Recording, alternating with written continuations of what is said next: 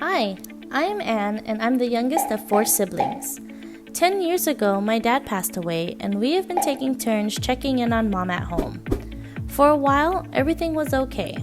Mom was still independent, she seemed healthy, and she did not require much help. But recently, things started going downhill. You see, Mom's now 84. Although she thinks she can do things on her own, we all know she needs a little more attention.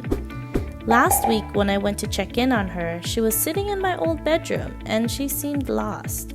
It was just for a few seconds, but the way she looked at me, I could tell something was not right.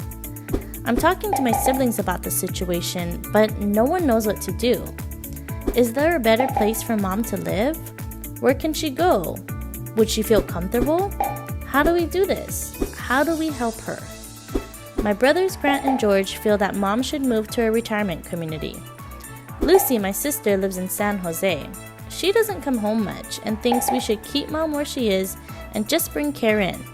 Does she even know how much that would cost? Who's gonna pay for that? Grant thinks we should move Mom to a retirement community and rent out the house. Who's gonna manage that? If we rent out Mom's home, will the rental income cover the cost of Mom's care?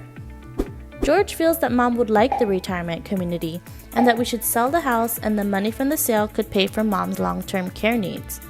How much can we get from the house? How long will her money last when she sells?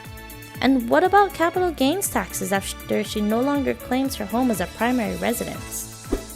Me, I have a lot going on myself. I work full-time, I take care of my 3 kids, and I can't imagine all the work involved in getting rid of all the stuff that's in the house. What should we do? Who can help us understand our options? Who can help us move Mom and clean out the house? Is there someone who can help us move forward and make sure Mom is taken care of?